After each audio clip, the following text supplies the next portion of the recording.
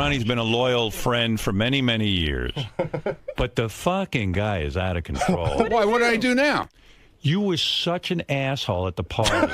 Oh, he was. His poem was so insulting to me that What? Like Beth and I, everyone at the party did a gasp. I mean, you know.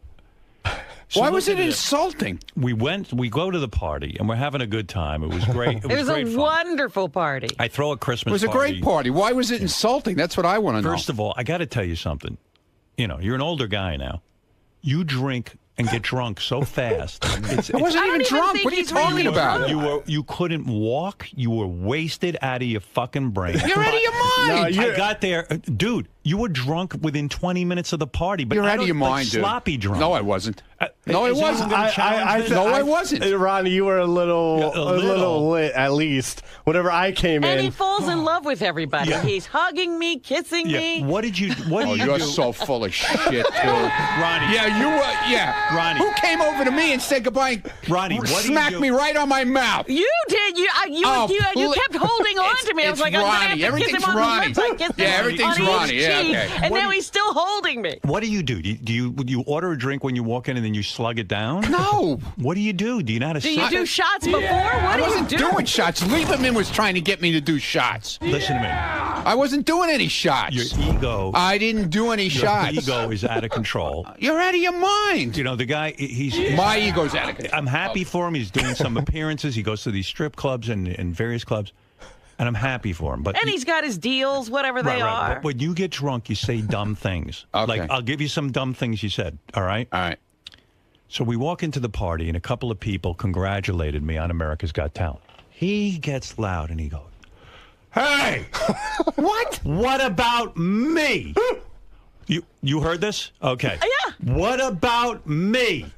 Why is no one congratulating me on my TV deal? I can't talk about it, but why isn't anyone congratulating me? What are you talking about? So people start staring and looking because they get embarrassed. Yeah! Listen to me. You're drunk. You don't even know you're saying this shit. Okay. You sound like a retard. All right.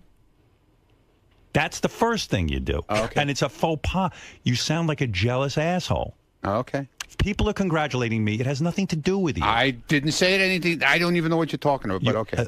Listen to me, Ronnie. This is what you said. Right.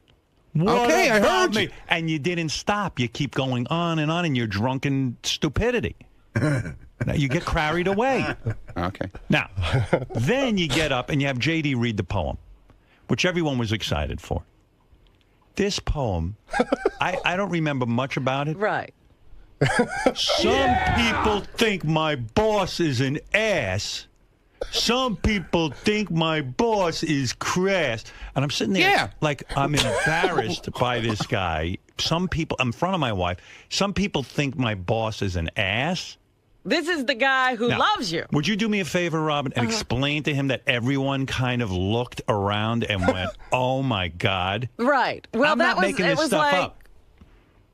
What kind of a poem is this? This is a party. Yeah. Howard's throwing the party. Right. Why do I want to hear that some people think I'm an ass at my party?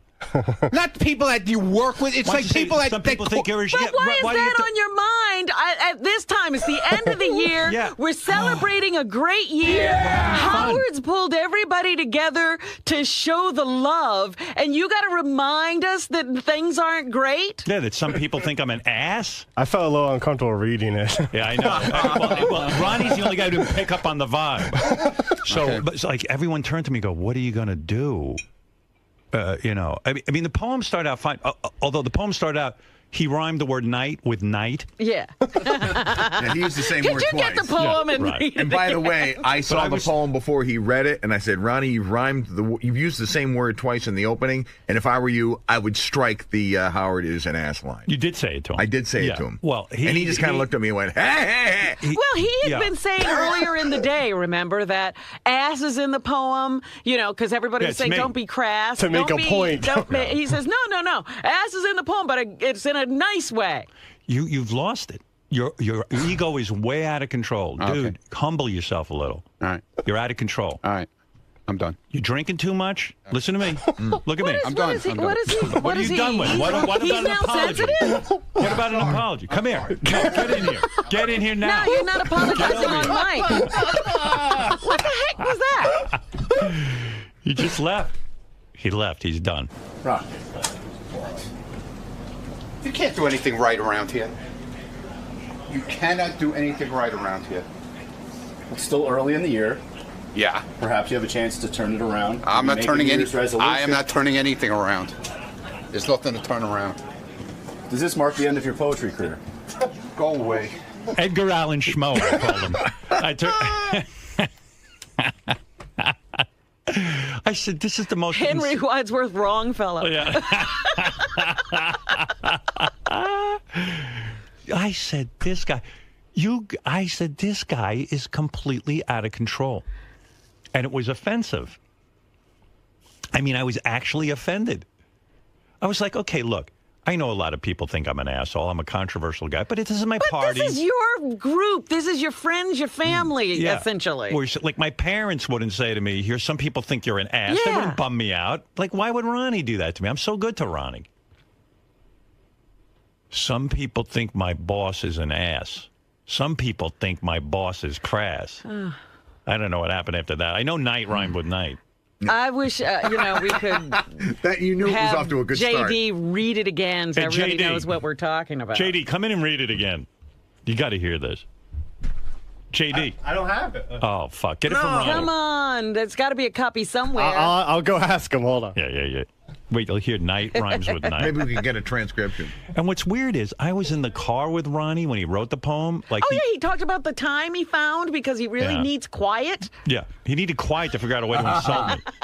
So I'm standing there with all of my friends, my coworkers. Yeah, and we're all feeling really, really good about being part of this organization. I'll have to go back and listen to it and type it out if you want me to. We do have it, right? We do have it, yes. Where is it? I mean, there's a bit of intro because I'm laughing and stuff. JD1. Well, we love that. Yeah. Well, who wouldn't be laughing? Like when you read it ahead of time, were you like, oh, man, this is like... you probably wanted to help him out, and then you said, no, I got to read it the way it is. Well, I admit, like, I was actually embarrassed. I had a couple drinks before I first read it, and not everything got to me. I just wanted to... He sat me down, and we rehearsed me reading it. And then Ronnie, of course, had to get up at the microphone and start rambling into it. And making some sort of... He made 2 speeches. Yeah, well, you had gotten up and made a beautiful, beautiful speech thanking everyone and talking about what a great organization it is and how much everyone supports you. Yeah. And then I just wanted to say thank you because it was like a fantastic party. Right. So I got up and said something to you and, beautiful, what you mean to all of us. Yeah. And then Ronnie grabbed the microphone. Right. Ronnie's a master of ceremonies.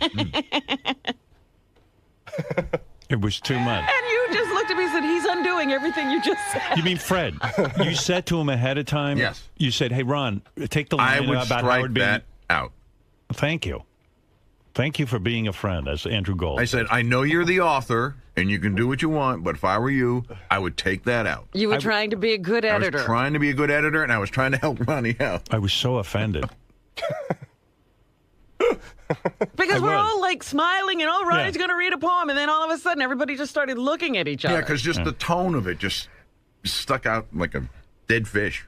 Yeah. Oh, yeah. I was just like, wow. Like, he's bumming me out. Yeah, Rick. Hey, Rick. Hey, what's up, Howard? Happy New Year. Happy New Year to you. You got to tell on this guy's ego is out of control, man. Oh, with the girls. It's true. It is. I mean, and you can see that, jealousy is the root of all evil. I mean, I know he's been with you a long time, but you may want to watch the back of your knee in case he wants to stab you or something. Thank God he's up front. He was like, what about me? He goes, we walk in and someone must have said, hey, Howard, congratulations on America's Got Talent. He hears this. He starts yelling, what about me? Why is no one congratulating me? Hey, Ronnie's here. And he goes, I just had a meeting with Don Buchwald, but I can't talk about it. Why are you not congratulating me? I went, oh, my God. Is he following me around and going to be doing this all night? Sheesh. Hey, what is he, in competition with me? I mean, what is this? He's out of control. We got to hear that speech. The only moment that I thought Ronnie was really funny, I'm standing there talking to Jackie Martling. Yeah. And Jackie comes over, and as usual, Jackie's like, hey, it's really good to see you. It's really good to be here. I miss you guys. And, like, what do you say to Jackie? So I go, Jackie, it's good to see you. You look great. And Ronnie's there like, he looks terrible. He's just screaming. He looks awful. Jackie's lost too much weight. I know. It looks like somebody stuck a pin in him. But Ronnie's just, he's just screaming at the top of his lungs. Anything nice I say, he counters. It's like a parrot on your shoulder. He's an asshole. You're trying to get through the evening. Right. Yeah. Well, I mean, yeah. You know who was there? Red Peters, Yes. And he just seemed so sad sitting in the corner by himself. No one was talking to him. I tried to talk to him, but what do you say to Red? I don't know. He's got that filthy, dirty mind. I go, Red, how's it going? Hey, great to be here, Howard. He's got that Boston accent. Yeah, so happy to be here. Yeah, so happy to be here. And I go, yeah. And then I realize I have nothing to say to Red. I go, how's everybody? How's the family? How's the whole family? How's your whole family? And then he starts talking about some new album he's got. Yeah. He goes, we got a Christmas special coming up. And I was like, oh, okay. I think Red's divorced. Who even knows? I don't even know. I was... Yeah. I had to get away as quickly as possible. Yeah. That's why Ronnie was behind me. That's why when I got up and made a speech, I go, hey, everybody, Red Peters is here. I was hoping to get someone to talk to him. He looked kind of lonely. And then whenever I guess he didn't bring anybody. He didn't know anybody, I guess. Oh, whenever I see Jackie at the party, I always stop and talk to him for a while. And, it's almost like I want to shake him because he was like, hey, congratulations on America's Got Talent. And I go, hey. I see you're doing well with that joke machine. I saw it was in a lot of stores. Is it? Really? No. So he goes, yeah, it's doing good. And I go, it drives me crazy because about a half hour after I see Jackie, for the entire half hour, I'm like, what the fuck did that guy do? I know. Well, that's why I'm sitting there trying to think of something nice to say, and Ronnie's screaming, he looks horrible. Well, I sit there for literally a half hour now, and even when I get home, I say to my wife, holy mackerel, this guy committed career suicide. I know. See, I even say, he goes, hey, America's Got Talent. I said, yeah, Jackie, I wish you were a writer on that show. They don't have any writers on that show. I go, yeah, I wish you, you don't know what to say, You were a writer. You were working for me. You were doing great. You had a gig as a writer. Yeah. I thought it was kind of sad when Jackie set up his joke booth at the party and tried to sell the joke machine. I actually bought something. You did. Good. Did you get a mug? You, Fred. I got him. I have 2 mugs. I woke up with a hangover. I said, who how do I get these mugs? Oh, how do I get rid of these? Unfortunately, I left them in the cab. But no, it was actually good to see everyone. Good to see Jackie and the whole gang. And so JD gets up to read Ronnie's poem, and I was just like, you got to understand, normally I wouldn't care, but it's like, we're all there. It's everyone from work. We're all having a good time, and everyone's just feeling very positive about what we do for a living. And then when JD's reading the poem that Ronnie wrote, which is supposed to be funny, and funny in a bad way. It was, but not this way. Everyone does a collective cringe because it's like, some people think my boss is an ass. Some people think my boss is crass. Not me, And I was just like, oh, that's right. There are people who think I'm an ass. Thank you for bringing them to the party. And I was kind of standing proud, like for once I wasn't hunched over. And that hunched me right back over again. Here's JD. I don't know how good the audio quality is. It's decent. It's decent. J.D. Hallmeyer, my best friend in the whole world. Yeah, and I like Ronnie goes, I'm not drunk. I told you, he's in love with everyone when he's drunk. J.D. Hallmeyer, my best friend. Yeah. He was so wasted, and he was wasted 10 minutes into the party. Sloppy wasted. At the Stern Show is going to read my party. His party. And it's my party. He's going to read my party. Because he thinks it's his party. I guess. Yeah. Party poem. We rehearsed it. He promised that he would read. And he goes on and on. This is the host of Ronnie's block party. Yeah, and you're hoping that Ronnie just will finish his speech quickly and get off, but he just goes on and on. The right way. He will not laugh. He will read it.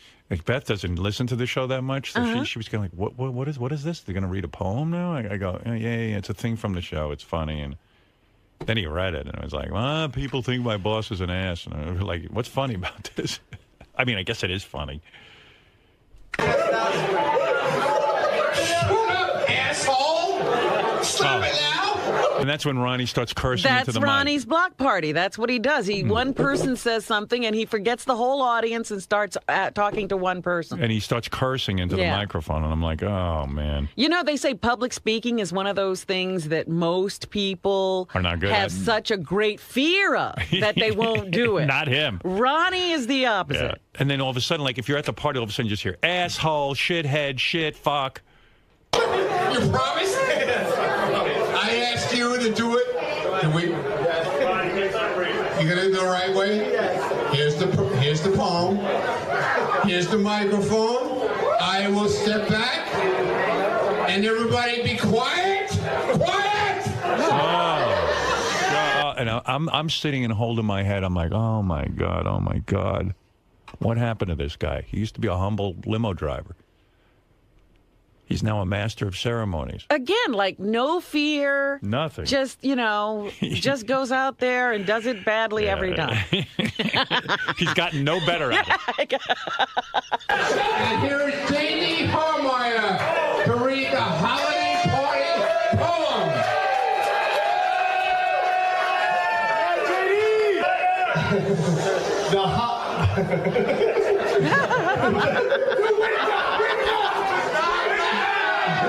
The holiday party.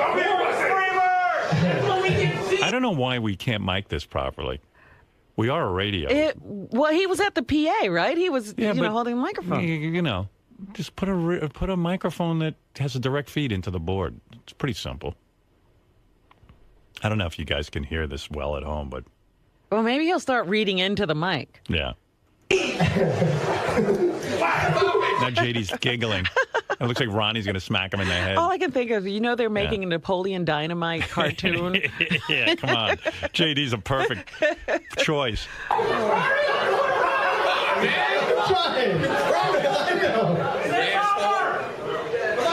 At this time every year, we have a party to celebrate our year. Year and year, right? What is it? Every time of the year. Yeah, he did. It was like a double rhyme. Right, a party to celebrate our year and year. I didn't expect good poetry from Ronnie. I didn't expect it to be insulting to me. We have great food, booze, and beer, and plenty of fun and cheer. Sometimes we have a DJ. Sometimes we have a DJ. Sometimes we do karaoke. And sometimes we even do the hokey pokey. We sing and we dance. And once in a while, a jerk will pull down his pants. We look forward to this event where we can let loose and get bent. Some say the host of this party is an ass. Some people say he is crass. Oh, my God. Yeah, you see how the audience even started to get quiet? And I went, I think I'm the host of the party. I think he's saying that a lot of people think I'm an ass. Yeah. Anyway, it goes on and on. So that was it. Yeah.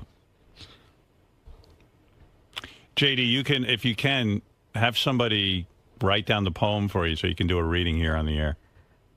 Because it's kind of hard to understand off the tape. And then that second speech of Ronnie's wasn't any better. Oh, you mean this?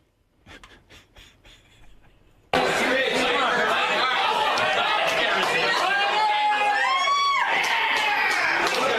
you, Robin. That was a great speech. But mine is going to be better. He got real competitive when he got drunk.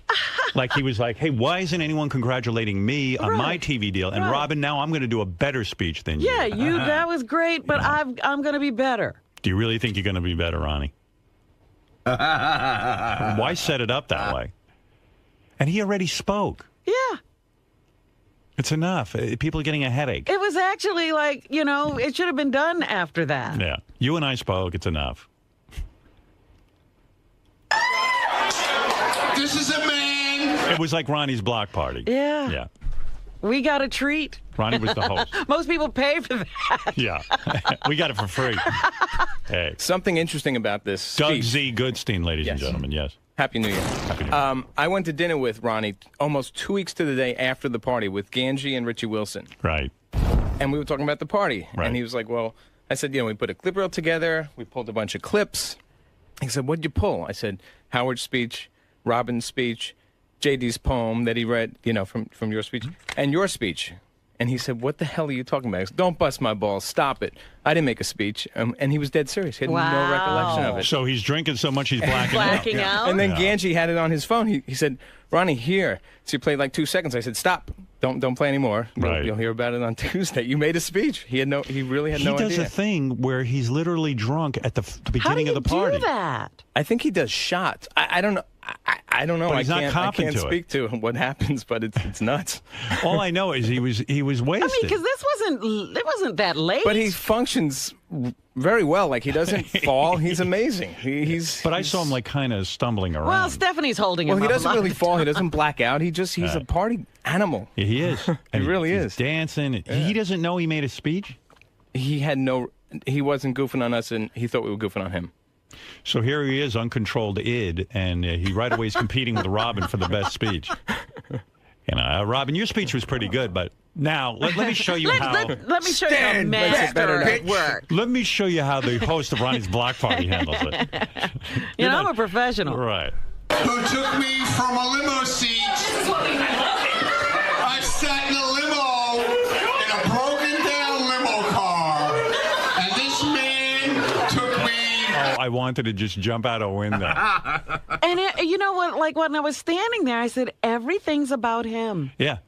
I took him out of the limo, and I want to get him back in the limo. It's like taking a genie out of a bottle. It's like, you don't know Ronnie. Ronnie used to be a limo driver. Yeah, you don't know. The superstar you see in front of you wasn't always this man. Believe it or not, I was sitting in a limo. From a seat to being a star right now. Oh, boy. Oh, he's such a star. You're not going to believe this, but I used to sit in a limo. You kids. The star that you see in front of you. This is no overnight success. And he started yelling about when are people going to start congratulating him. A Fox TV show. So where is this show already? And what is this about you? He's supposed to be saying something about you. We'll get to it. I guess that a lot of people think I'm an ass. I love this man to death. Good thing I got him out of the limo. Imagine what he'd be saying about me. He's the best. We love Howard Stern. I can't tell you how much I love this guy. I can't listen. Can you? I'm fascinated by every word. Okay. He's the best. 26 years with him. You can't be with him long enough to know how great he is. And his new wife, Stern. I've been with Beth 12 years. My new wife. Beth goes, I'm your new wife? I go, he's wasted. And I said, he's going to keep talking unless someone... I had someone go over and grab the mic from him. We love her to death, too. It's the best thing that has ever happened to me. To him. What happened to him? Nothing. Best thing that happened. I just want you to know, brother, you are the best, man. I love you, man. All right. And I'm like, okay, sit down. You are the best. Everybody, drink to Howard Stern!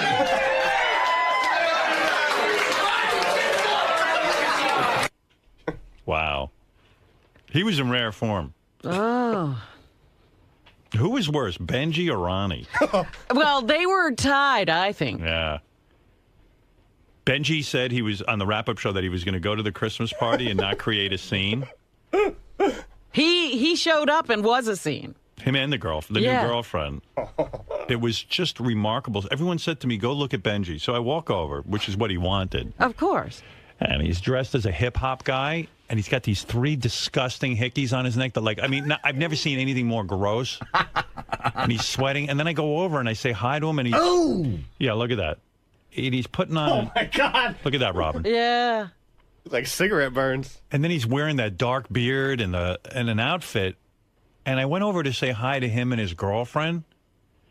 She had an attitude. Like, she wouldn't even say hello. Oh, no, she doesn't. I said, as they were walking by me at one point in time, I said, hey, guys, how you doing? Just looked straight ahead like, you know, she was like Arnold Schwarzenegger avoiding the paparazzi. Are you Benji kidding? kind of gave me a wave, so my hat's off to Benji. Oh, my God. Look at that picture. It was really weird. Dude, what were you up to? What was the whole shtick there? I didn't get it. You weren't very nice, and you. I wasn't. No, and you were being a bit of an asshole, actually. Oh, I didn't mean to seem like that, but because I was happy to say hi to you, and I'm sure if she didn't say big hi to you, she was shy. I'll talk to you off the air about your relationship. No, there was nothing shy about. Some real serious advice. All right, talk to me now, man. Yeah, that's okay. I would like to hear it. She was saying how nice you seemed. She was saying she loved. How would she know? I mean, I walked because you over spoke to her, even though she didn't speak to you. You guys like sat down. It was a weird vibe there. What was the whole outfit and the getup? I thought you didn't want to attract attention, like with the rapper. I mean, you don't dress like that, do you? Normally, I mean, what was that? I mean, there was some. You were going for something. That's me. Yeah, right. That is you. It looks like somebody pasted his face on a picture. Look at him. Oh, gosh. I don't know. What was going on there? What do you mean? Did you guys have a plan of some sort to be? Well, she did tell me she was gonna. She said she had an outfit for me ready, and that was the outfit. So I don't know. But what is it? You guys have to make a statement, I guess, huh? I thought, listen. I know for you guys, I probably would have dressed more mellow if I had picked the outfit ahead of time. Right. But I know your plan was not to create a scene. No, I like dressing up though. Right. Okay. So you were happy. Yeah. All right. Except for you guys, like, I know you guys don't like things out of the ordinary. No. It was fine. Listen, I didn't care one way or the other. I know I went over to you guys, and you seemed to be like putting on like a hip hop, like when sometimes hip hop people don't like to talk to white people. I was probably. It was like you guys were, the outcast, the black people, and you didn't want. You were angry with the white man or something. I thought there was a thing. I was like Puff Daddy. There was an attitude. Yes. They rehearsed. No, there's no doubt that you guys must have had a discussion before. They came in late, and they sat down like at one of those tables, and the they sat banquette, alone. And it was definitely a vibe. It was almost like he was a VIP. It's like Jay-Z and Beyonce, and they weren't going to talk to people. Right. It was like a funny vibe, Benji. Everybody said that. Like you guys didn't. You stood out by just acting odd, and you did look weird. I was all the way at the back of the restaurant at that time, and just floods of people running. Benji's here. You gotta go see Benji. Yeah, he was putting on a whole show. So, but you were putting like most people walk around the party and kind of go, "Hey, man, what's happening? Great year." Yeah. And you kind of pal around and you talk to everybody. It's kind of nice to be socializing instead of working. You seemed to like put up a wall, and you sat down with the girlfriend, and you had your arms folded, and you were kind of like in your own world, and like it seemed like a show to me. Am I off base? Well, I did. Maybe John Hines suggested on the wrap-up show. He goes, because everyone says acting. I thought they were acting because I've been obnoxious at parties, and like he said, why don't you just go sit at a table, and whoever wants to come up to you will come up to you. I thought that was a good idea. Oh, so that's what you did. And that's how I treated it. I felt like Benji was one of those performers who gets dressed so you can take pictures of them with them at the party. Yeah. And so I said, I'm going to go over and have my picture taken with Benji. I think it's so funny that Benji doesn't know how to, like, somebody gives him a suggestion and he just takes it all the way. Yeah. He doesn't know how to just go to a party and act like a human. I mean, John Hine made that casual comment. And he goes and does it. No, it's John's fault. No, but it was kind of like, too, like... I thought it was a good idea. Like Beth who wants to talk to you will talk to you then. I would think your girlfriend... Like, look, I'm your boss. You'd think your girlfriend would come over, like, say something, or you would say to me, hey, Howard... I thought I did say, it's a great party, thanks, Happy New Year. Did he? I mean, he was gracious. He sent a beautiful orchids to the house and everything. Benji was a class guy, but... At the party, he was putting on some sort of weird act. If anything, I'm a little shy around you in that kind of situation. probably also. No, but you were doing it with everyone, right? JD, am I off base? Well, I'm also because I'm probably. What was going on with him and that girlfriend? I don't know. I walked up to him and I saw the outfit. I was like, I'm not even gonna deal with this. I said hello. I was laughing like right in front of his face. Right. I had to get out of there. Right. And the girlfriend seems unfriendly too, right? I didn't really talk to her. I just said hello to Benji and you know. I don't know. She sort of has an attitude that she's not liked, I think. Because I don't know the why. one thing she said to me, I told you, I sat down next to her and I said, I want a picture with you guys. And, you know, she was like, yes, and she was posing for the picture and everything. There it is. And then she said, thank you so much for coming and take a picture with you. I said, I'm happy to. Yeah. And she goes, oh, yeah, right. Like, that's the truth or something. Like she couldn't believe that I would do that. She said to me right after, she said, oh, that was so nice. I got to talk to Rob and she was really nice. You got to tell your girlfriend, nobody's really sitting and thinking about her all that much. I think maybe she thinks she's like Mariah Carey or something, Howard, I think I think you're thinking about it and getting all these thoughts in your head. No, I mean, we're not. You gave that vibe to everybody that was at the party, Benj. Everybody got it. Oddly, again, we all got one vibe and you got a different one. We're not the nutty ones. All right. But I just came over to say hi and see what was happening, talk to your girlfriend, say hello, and ask her how her career was going. But you guys were definitely sending out a vibe like, hey, like a P. Diddy thing. Yeah. It's a shame that Ronnie won't come back in. Right. Because I understand that there was some friction with Ronnie. I guess. Oh, really? I guess Benji's girlfriend was dismissive of Ronnie's girlfend, and Ronnie got very upset. Dismissive? Yes. Yeah. Well, I don't know. When we walked in, Ronnie started cursing at us. You're kidding. Yeah, and then. But see, like Doug Goodstein told me his wife. Will told me his wife went over to say hello to them. And Benji's girlfriend put out her hand like for her to kiss. Oh, my God, come on. Yes, she did. Shit. You think Will made that up? She definitely is a superstar, I mean. Well, she is in my eyes. Yeah, well, not in ours. Well, she should be. But everybody else missed that part. Yeah. I mean, we're just regular folks saying, "Hey, happy Christmas, Merry." I'll tell the bodyguard Yeah, what there's everyone no velvet rope at the party. Yeah. There is for me. Ooh, what's going on in the hall? Holy fire alarm. Yeah, that's weird. You want to read the poem? I have. If you want me to, I have it. Yeah. Wait. Hey, John. Hey, you're on the air. What's happening? Yeah, John from Valdosta. Yeah. Hey. Hey now. Happy New Year. Hey now. Listen, thanks for what you did to all the fans. Just wanted to point out that you did a mini intervention with Ronnie. Thanks. He's either got amnesia or serious denial. I mean, I love him. He's like an uncle. But he is like an uncle. The crazy uncle. The crazy uncle drinks too much. Yeah, but stay with that because, I had a councilman down here who's 18. After one drink, he would become the Rat Pack. He didn't even know who they were, but he would just completely forget what he had done all night long. Yeah, Ronnie's claiming he doesn't remember making a speech. That's odd. That is odd. Thank you. Thank you for the call. Yes, Dan, you're on the air. Dan Kishmer, Texas Ran from Philly. Yes, Dan. No, Dan. Okay. I'm wondering if you should read the poem before the break or after the break. Read it. Go ahead. Here's Ronnie's poem. It's read by JD. Once again. The holiday party. At this time every year, we have a party to celebrate our year. So far, so good. Every time this year. I know what rhymes with year. Yeah. Year, beer, gear, I don't know, fear. That's the next paragraph. Right. We have great food, booze, and beer, and plenty of fun and cheer. Sometimes we have a DJ, sometimes we do karaoke, and sometimes we even do the hokey pokey. Right. We sing and we dance, and once in a while, a jerk will pull down his pants. That must be Sal. We look forward to this event where we can let loose and get bent. Some say the host of this party is an ass.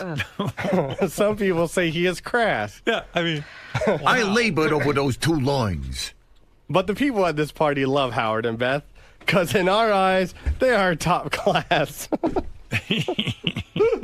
Great. At this point, I'm like, oh, this can't end fast enough. We raise our glasses to you and cheer until we meet again this next year. So we thank you, too, for this great night. And now let's party into the wee hours of the night. Oh, God, night and night. It was year and year. He was year 3 times. Night and night. Cheer and cheer all through the poem. Right. Well, that was He it. only knows a few words. Nice read, by the way. Thank you. Yeah. Thank you. Nothing like the holidays. Benji, Why is it always Ronnie and Benji, though? Yeah, Benji and it's Ronnie. every year. And they both are shocked that anyone thinks that they're weird. It's wild. You know what? I have to talk to Ronnie about. I remember when Scott, the engineer's wife, called in and yelled at Ronnie on the air. Yes. The two of them were dancing the night away. Ronnie and Robin? Robin Salem. The two of them were like the best of friends? Buddies. Wow. Well, that's good because I thought there was a lot of bad blood. No. I don't know what happened. Ronnie charmed her. Well, that's the only one. Hey, Scott, since I can't speak to Ronnie, can I ask you, how did your wife end up dancing with Ronnie? Before he got drunk, he must have been charming. And honestly, dirty dancing. Really? Yeah. I missed that. To me, it looked dirty.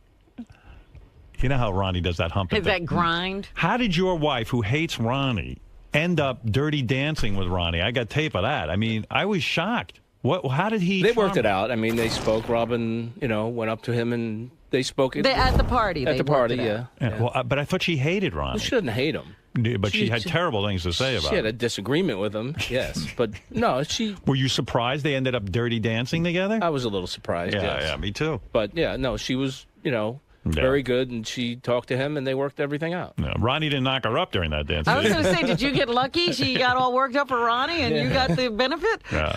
Wow. Yeah, so everything's great. Yeah, great. Yeah. Okay. I was shocked. What can I say? Yeah. Ronnie working his charm. Oh, wow. I don't know if it was Ronnie. I missed that. I would have loved... Oh, I have to give the credit to Robin. It was dirty dancing. Here, there they are. Oh, look at them. They're hugging. I was like, I must be daydreaming. Wow. I could fuck her. Yeah. They were having fun. I said, she hates him. Yeah, from that conversation the other day, I thought they'd never speak again. Look, the two of them. Like long-lost friends. I'm being cuckolded. And he stands around watching. I was enjoying the fun. He's stealing my woman right in front of me. What's going on? It was very nice. Poor Scott tries to smile through it. He's probably like, oh, I hope nothing goes wrong. No. Scott, did you miss a little section of your beard there today when you were shaving? Oh, there's a big patch of hair on the side of your neck. Yeah. I do that sometimes. I don't know. Yeah. Sometimes you miss. Have you gone to that new look where you wear a chain on the side of your pants? No. Is that what's hanging off the side of your pants? My ID. Oh, okay. I thought you were getting stylish. No. I don't get stylish. I mean, because from what I remember that conversation, your wife called Ronnie classless and an asshole 2 months ago. Ronnie, I would never want to go someplace with you. I don't want to go anywhere with you. I'm going to tell you something. You are, to me, a dredge of the earth. Wow. Well, thank you very much. I appreciate it coming from you. In other words, he could be a bad influence on Scott, I think. No, you know what? He's not the type of person I would hang out with. Right. Oh, who would you hang out with? He's classless. Right. And then she's dancing with him. Yeah. Yeah. It's amazing. She, Ronnie really worked I guess, his charm. she has a little blow up and then she gets over it. Yeah. Yeah. All right. Everything's fine. But I'm glad. I didn't say it wasn't. All right. Thank you, Scott the engineer. Everyone loves hearing from Scott. Yeah, I'm glad because I felt bad that day that they had their run-in. I guess you could tell that Scott, his New Year's Eve, I guess his resolution was that in 2012 he was going to be Mr. Personality. Yeah, I think you heard a little bit of it coming I just through. came alive. Everything is all right. I'm electric. Everything's fine. No. Everything's fine. No problems. No problems. I don't think it was Ronnie. He's fascinating. JD. Yes. Do you feel the same as Howard? I mean, it wasn't about me, so I can't, I don't know. Does Ronnie take it too far? I mean, everyone knows the way Ronnie typically acts, but... I think Ronnie meant it. Listen, Ronnie wasn't trying to call Howard an ass, but, he brought up that people think of him that way, and Howard has said he's very sensitive, so... I don't know. You're around Ronnie a lot. Do you think he ever thinks before he speaks, or do you think he just blurts out whatever's going on in his head? Depends. It depends. If he's drunk and, there's not a whole lot going on up there. Depends on the vodka. It depends on the vodka. And vodka? Yes. So. While you're standing up there, you mentioned you felt extremely uneasy. I felt, excuse me, I felt uneasy about that line for sure. But listen, I was a little lit myself. I just got done drinking 2 Jack and Cokes, like within an hour. So you had a little bit of liquid courage going. I had some liquid courage going, and I just wanted to power through the poem. Were you ever fearful that you're sort of going to be looked at as a moron by association because you're reading a published work by Ronnie Mund? Like they're gonna blame you, even though you're just the conduit that's getting. No, it wasn't. I wasn't really going through. I just wanted it to be funny, funny in a bad way or funny in a good way. I just wanted it to be funny. That's all I was worried about. Ronnie. Yeah. We kind of run out of time. I noticed that you're still very upset. You're still very upset with Howard right now. Your point? Well, a lot of time has passed. Usually you cool off, when people get their balls busted. I'm cool. But the anger's still there, the resentment for his comments. I'm cool. He's got his opinion. I got mine. And what's your opinion? My opinion was I didn't try. It was nothing to insult him. Believe me. If you listen to the whole fucking poem, it wasn't insulting. I think Howard comes down on it was just It was just pointing out that certain people say bad things about him, but the people who work here think he's a great guy. But he didn't see it that way. He's seen it. I insulted him and his wife, so whatever. Do you think there are some things you could have done better in your public speaking at the party? No, absolutely not. I didn't do anything wrong. What will this ride home be like today between the two of you? I don't know. Ask him. Well, I noticed when you went to the studio before, you really gave him the cold shoulder. Are you going to continue this? I didn't give him the cold shoulder. I gave him his breakfast. He said, "How come I didn't come in? How come I was a baby?" I said, "I don't want to talk to you." That's all. It's kind of the cold shoulder. It's not the cold shoulder. It's a lukewarm shoulder. No, it's not a lukewarm shoulder. I mean, it's not a warm shoulder. It's a fine shoulder. And if you don't have talent, he's going to tell you, like Simon. It's fine. Speaking of the party, look who's here, Mr. Party. I'm the life of the party. Night rhymes with night. What time? Time rhymes with We're not doing time. I don't know. Does anybody know? Nobody says anything. No. No. That doesn't mean anything. I say no. 11:30. If you see anybody, tell them no. Just say no to everything. No. 11:30. Are we having a meeting today? I don't know. Say no. No, we're not having a meeting. 11:30. All right. Now I can go get hammered on Night the rhymes with what? Night. My boss is an A. I guess so.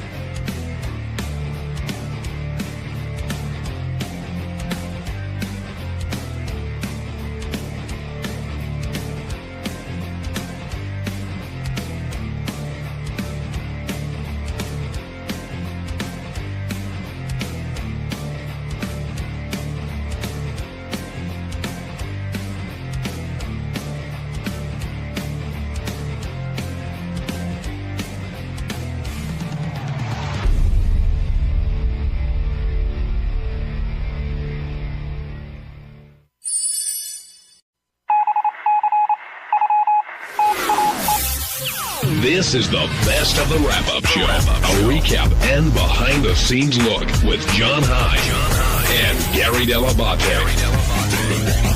The best of the wrap-up show begins now. Hey, it's Gary Dell'Abate, Baba Booey. On Monday's wrap-up show, we discussed how Benji was busy over the weekend at the big Anthony Weiner press conference, making a whole scene out there. Benji came in and he was torn between the fact that he hated what he did, but he loved the attention. Lisa G talked about their trip together. Steve Langford talked about how much he loved the whole thing. It was great. Here's how it went.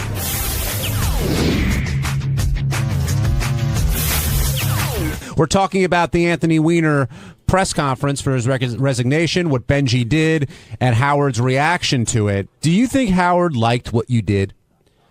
I think. Listen, I don't like a lot of what I did, and I think Howard probably enjoys the whole, all the hoopla about it and everything, and I think if you look at it, like the video, it's funny. It's like there's funny theatrics to it, but I don't know how much it bothers him, but to me, it's like I don't like the fact what I did. Like I interrupted his speech. Like the first, people are just as mad about the first press conference, but I'm fine. I did it at the proper time, and it like when he was taking questions, I was told he wasn't going to take questions at this, and when people started shouting, I was like, this is my opportunity, otherwise I'm not going to get one. See, I think you're being too hard on yourself. I think Howard's biggest issue is, I think, first of all, he's giving you a lot of latitude as a comedian, saying, hey, you got to try stuff to make stuff happen. And I think his biggest complaint was that you couldn't be heard well enough rather than that you did it at all. Well, you can, I mean, on our video you can hear it. Right, but you couldn't if you were watching. It just sounded like a guy screaming, but it's not your fault. You took a shot at it. Right, but like that's I guess we have different problems with it then. Like I just, whether it's funny or not, I think it was wrong for me to do in that manner. And the other person, and it came across as like, which first of all, it came across as like that. I was like, oh, I'm gonna get Anthony Weiner. There's nothing about that. I don't think what he did was a big deal, like to the public sphere. It's a big deal to him and Huma and everything. I know it comes across. It almost comes across like Benji's one of those like right wing nuts who's looking to take him down. Which is like funny you're in trouble when Ann Coulter's your biggest supporter. Well, I think a lot of people, she liked it. I'm assuming for the wrong I just think it was funny. It's ridiculous that we're like making such a big thing about this. But you seem to all throughout today. I wouldn't say you're apologizing, but you keep saying you did it wrong, but you wouldn't have had the opportunity unless the other guy. And a better thing would be to just have not done anything at all. See, I'm looking at I do love it. I'm not going to deny. I love every fucking tweet, every fucking newspaper article I was in when they got things right. Your photographs on homepages of major websites. Look mean and stuff like that. You held your own press conference. Right. That all stuff was fun, and I love that, but it's not what I did that caused that. I feel I have a real problem with, and I'm embarrassed about, and I have to figure out, like, I can't do shit like that I'm going to regret. See, here's what I enjoyed more about it. I thought Anthony Weiner came down, read a statement, had his eyes down, people started yelling, never took his eyes off the page. I felt like he was going to come out, read that statement, and leave no matter what. And whatever anybody said wasn't going to make a difference. I enjoyed the aspect of how upsetting it is to the press and how there's this unwritten law that the press thinks everybody has to abide by, that they think is an actual law. Like, if you could take them to press court, if you could take Benji to press court, Benji would be put in jail for life. Right. Well, they were saying we spent 4 hours here, we waited for this moment, and you ruined it. Meanwhile, you weren't the one who yelled out the pervert comment. Someone else did. Howard clarified that today. Which I hate that, because I wasn't like, I don't. But I knew right away that wasn't you. You could tell it was a different tone of voice. But I just love that the press is angry at Benji that he fucked up an already circus-like atmosphere. Well, that's the thing. You look at the reason why you're all there in the first place. Granted, you have an official resigning, but when you get into the story, it's ridiculous to begin with. You know what I realized it was like? Because there's a scene like in Animal House, like the parade scene, right? Where they take over the parade, and that's to me like one of the most hilarious scenes I've ever seen. Where they're like they lead the band the wrong way. They're throwing marbles. They break up the float. That in my head was what was going on. But in reality, it's wrong, like to destroy someone's parade. What was your intent going down there? To ask questions? Oh yeah. And I even said God, I don't even know if we're gonna get in. No, it was to do those questions. But then when we got there, we were like they were circulating around. He will not take any questions. He will not take any questions. It's funny too. Like Howard always says, when Richard and Sal make phony phone calls, and then they say we're going to call the police. Howard's like, you can't have a show where you tell people to call in and then say you're going to arrest people because you don't like the calls. If you're saying people can call in, so if you hold a press conference, unless did they check your credentials at the door? No. So if they're going to let anyone into a press conference, there's always the expectation that not everyone's going to behave, the way the redcoats did. Of course, but that doesn't mean it's right if someone does it. And I don't think it's, I don't think it's, I feel. I would be very pissed off if we were out doing a live remote.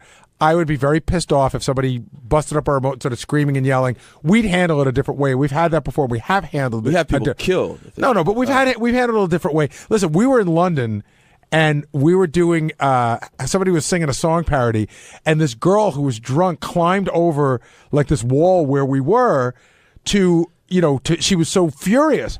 So I started to go after her to push her back, and Howard waved me off, and he's giving me the signal, give me a microphone. He tells the guy to stop singing, and he goes over, what's the matter with you? She's like, you go back to America, that's brilliant. Yeah. Howard wasn't upset by it. He's like, here's content. So everyone handles it a different way. The way we are on the show, if that happened while we were doing our show, Howard would say, hey, what's going on? Why are you doing this? Try to talk to somebody.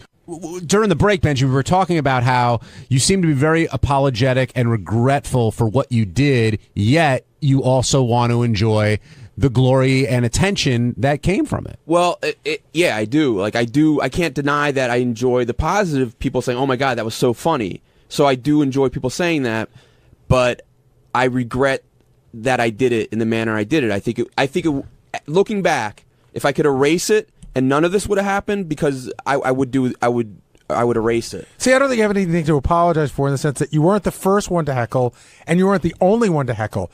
You were just the loudest and most recognizable person who heckled. I don't think in the scheme of things I did that big of a violation, but it was wrong.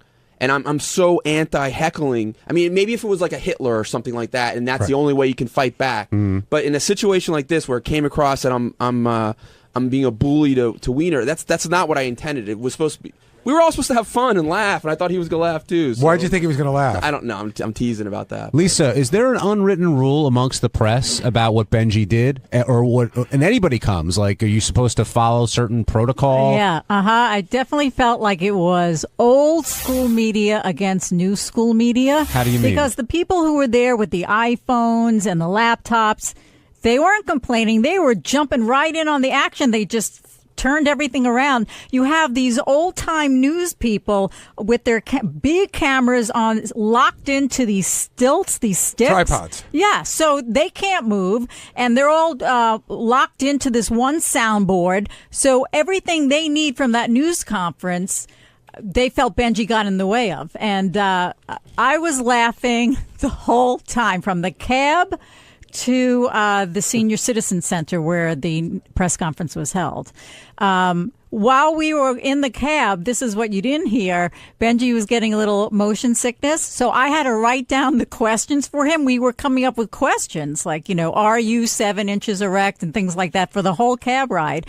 And then we're on Ocean Parkway, and we don't know where we are. So Benji sticks his head out of the window to a young couple in a car and says, "Excuse me, which section of Brooklyn are we in?" And the couple yells out, "You're in Jewland." I mean, it was bizarre from the time we got in the cab all the way to the news conference. But the great Lisa's, so I said this to her before, anything you say, she's very sweet and she just cracks up at anything. You were funny. I was like, this cab is so yellow, and she just cracks up. No, you were funny because we were writing the questions. You're saying Lisa's a good audience? She's great. She's very sweet, and it was very nice to have her there. And also, he's a new camera guy. He's not allowed to talk, but Rob Martin, I think is his name. Rob. Why is he not allowed to talk? I don't know. He's not allowed to talk when he's on camera, when he films you. Oh, right. He's like sort of the fly on the wall kind of thing. But he was great. He then came too. you noticed that Benji was getting nervous. And then I got nervous because I was right behind him, because if they were tackling him and he was going down, I was going down with him because I was this close to him. But thankfully, the security guards, the cops, were really nice. See, I feel bad for Wiener, even though he brought this all on himself. And if I would have lived in his district, I would have voted for him. And I sort of, like I said, I know him a little bit, which is weird because, when I was at Jimmy Fallon, he was walking by and he saw me and he stopped in the dressing room and said hello. I have a feeling he won't be saying hello to me anytime soon, which is, I'm sort of collateral damage. Just 2 weeks ago, or?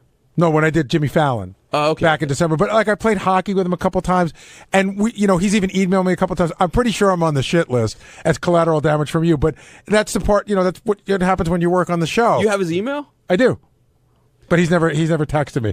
I was going to send him a note several times during this, just to say, hey, I'm sorry for what you're going through. And I just thought that, like, I don't know. It's sort of like about me, not about him. It's sort of ego. And I was like, he doesn't need to hear from, like, if Bill Clinton sends him a note, that's one thing. But like, like he sent me a really nice note when my dad passed away. He sent me like a really nice guy. Well, also him being, he's a fan of the show.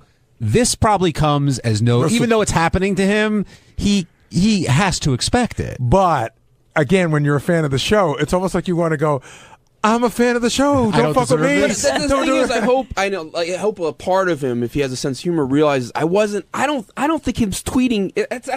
That's his business.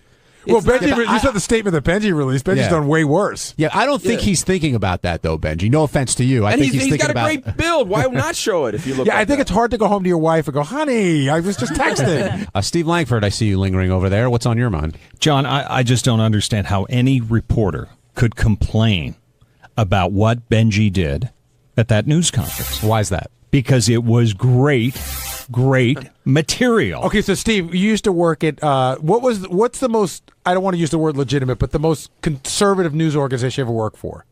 I was a hostage at MSNBC for 2 years. So you're at MSNBC, and MSNBC sent you out to cover the story. Right. So if you're there to get tape and wiener, does it bother you when this goes down, or do you think this is as good of a story? This is gold. This is. But why? Because it's wild stuff. I mean, look. I mean, even the New York Times. The New York Times on Friday basically had Benji in the lead headline. I mean. The New York Times realized in chaotic scene, Weiner quits seat in scandal's wake, vulgar shouts during announcement in Brooklyn. They got it. But as a quote-unquote straight newsman, aren't you there to get Weiner's resignation and his reaction? You're there to record and report on what happened. And what Benji did was news, and it was very exciting. My struggle with it is I violated Weiner's rights. I don't think what happened. I don't think I violated the reporter so much. I violated his right to give a speech in a forum that without being interrupted. But Howard made a great point. You did, but Weiner could also have gone on television on a one-on-one type of thing. He didn't have to have a press conference. Yes, you can he do it, chose to have the press conference. But that's like saying a woman doesn't have to walk. I'm giving you an exaggerated situation. She doesn't have to walk out 3 a.m. in a short dress. Well, no, there's a difference because one is a rape and a crime, and one isn't. Mine wasn't that big of a thing, but morally, it was wrong. Did you see the New York Times blog? It said, every media circus needs a clown. And I think, Benji, that for the reporters who were there who got it, they were enjoying it. There were very few. Maybe, the woman from the New York Times, Ashley Parker, she got it. I don't know if you read her blog. And everyone else, they're, we're news snobs. Like, they didn't get it. You're disrupting us. So, I think Benji held his own. Have you guys heard Lawrence O'Donnell seems to love it whenever it happens? Like MSNBC on Thursday night. Lawrence O'Donnell, 8 p.m. on that cable news network, practically featured Weiner and Bronk for the first 15 minutes. If you were so concerned about being wrong and doing the wrong thing, why do it? Well, it sort of seems like a joke, but I was serious. I tweeted out. I realized I was sort of doing the same thing that Weiner does. I was, even if I feel it's wrong, I was like, I got to do this. I got to do this because I'll get love, I'll get laughs, and it'll be so great. But as it was happening, at the press conference before he's giving his speech, I waited till about 2 or 3 minutes in to do it. I keep turning to Lisa G. I don't know. I don't want to be a dick about this. I don't want to be a dick, but I don't want to lose my opportunity to do this. So Lisa pushed you into doing it? No, not at all. Not one bit. Not one bit. She was not one bit. Hey, it's Sal Governale, everybody. And on Tuesday's wrap-up show, we discussed me talking about my future. Am I coming out with a CD after the show was over? And am I writing the premises now? Of course not. I was drinking, and I misquoted myself. And if you don't believe me, I'm going to properly explain it to you in a proper manner on the wrap-up show, which you're about to see right now.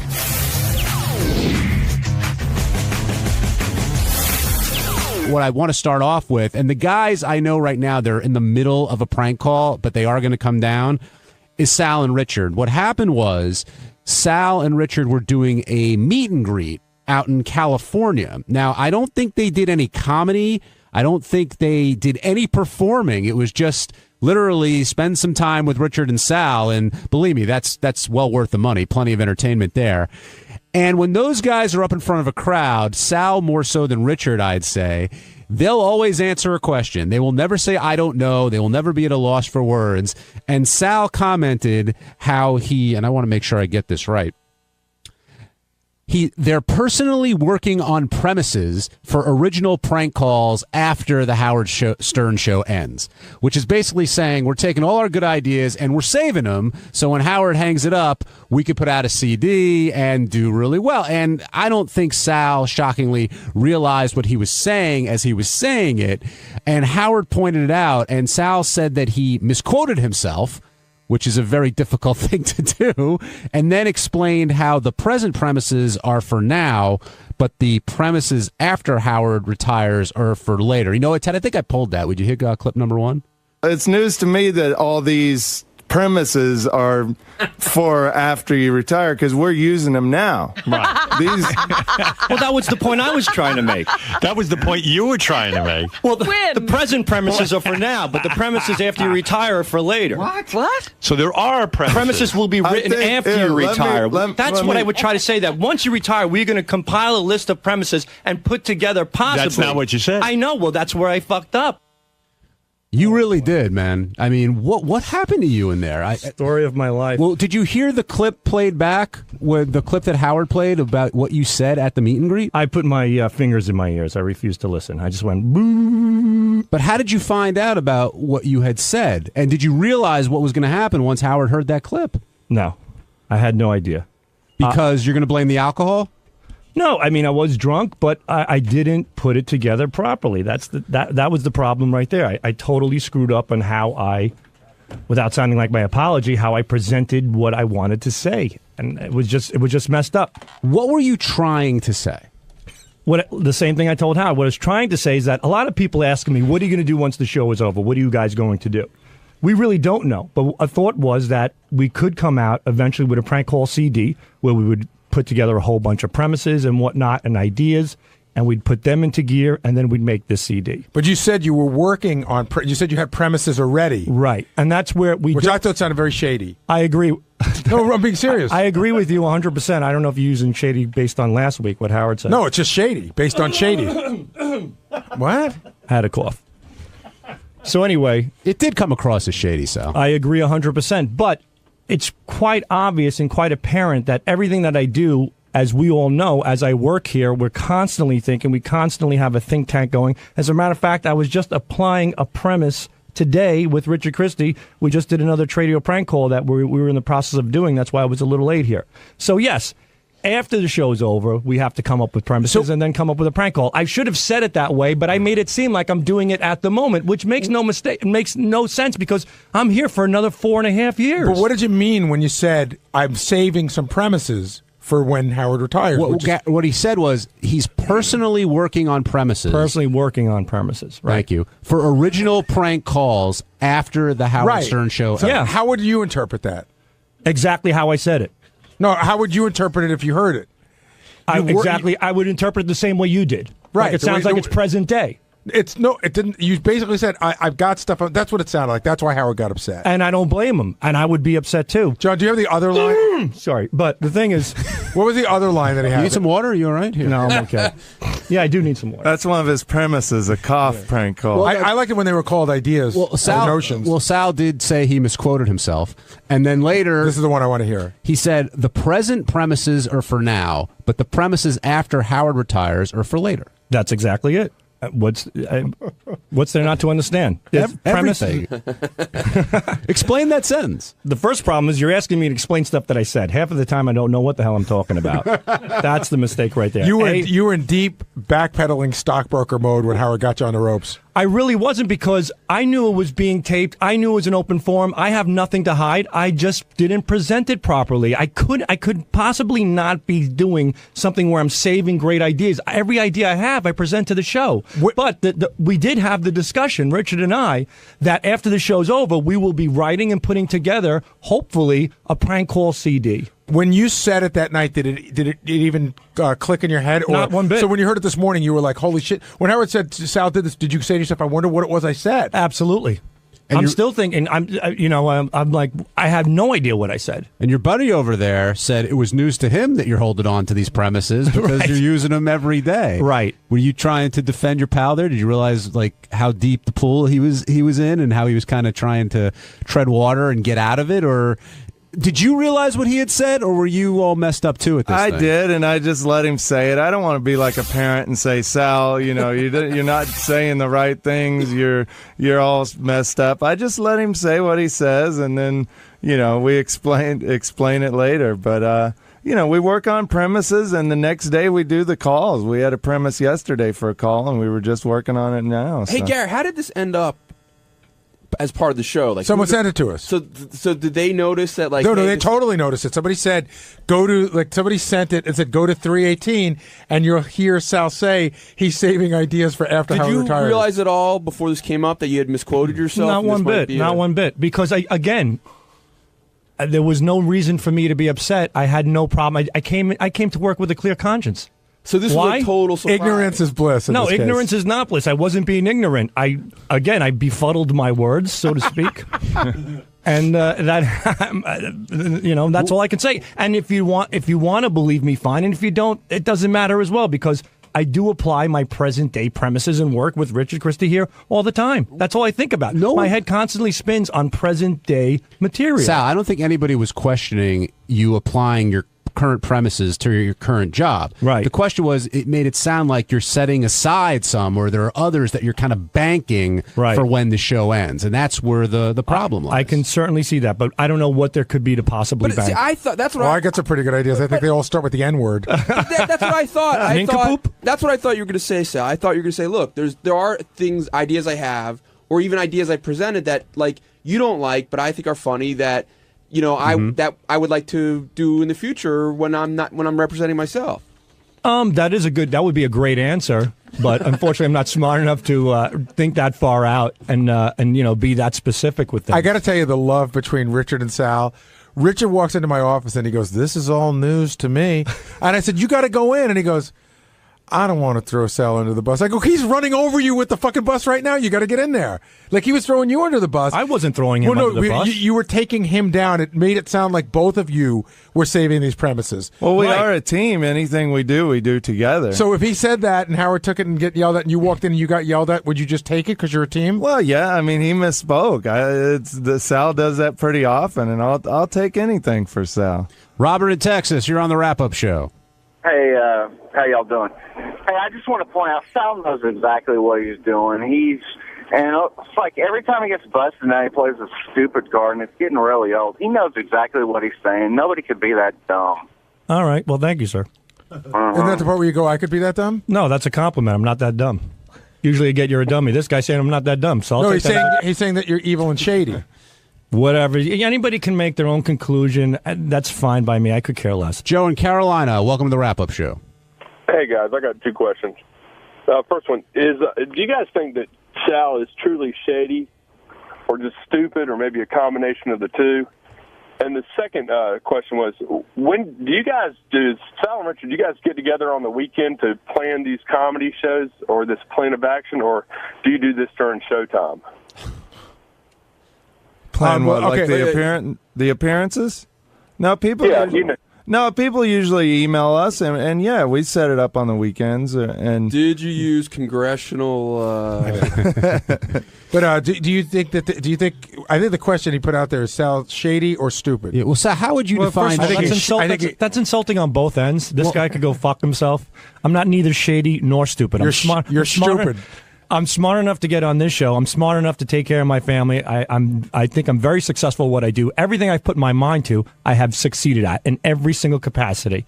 So there's the answer for as far as your stupid question is concerned. Because I didn't know that California at one point was a specific spot on the map. You know what? Take that map, shove it up your ass, and shit it through your fucking throat. I could care less. So there goes your stupidity answer. Answer the shady one. Shady? Take it any way you want. Am I shady?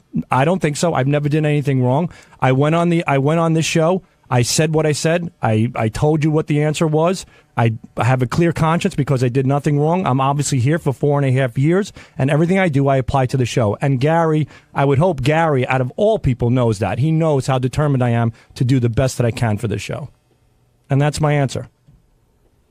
And that's that. You've never done anything wrong? Who hasn't? You just said you've never done anything wrong. As far as that show was related and what I said in a context to putting premises together today for 4.5 years, no, nothing. I love, because Sal's gone down this road a million times before. I love whenever anybody calls him stupid about, book smart stupid. He points out that he was smart enough to get on the show, as if he had to take a test. On Wednesday's wrap-up show, I asked Scott DePace to come down to talk about evolution and how he feels God is involved. Well, Scott came down, and sure enough, Jason came down. And with Gary here, Will here, Benji here, myself, it got kind of ugly.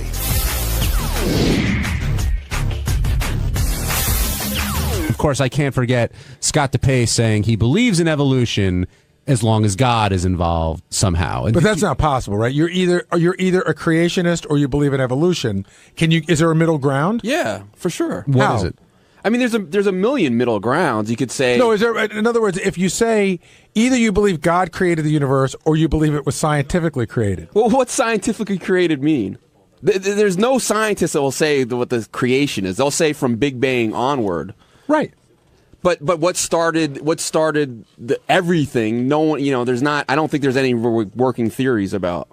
So, do you think that that man was created by God, or that man evolved? I think I could understand someone believing both. I don't have any. I asked what you thought. I don't have a definite belief. I'm really into the Sumerian belief that aliens came down and genetically changed apes. All right, Scott. Big vortex. Scott. Yes. Okay, so you believe Sumerian? You believe in evolution, but you also believe that God had something. I was confused by your explanation. I just believe that.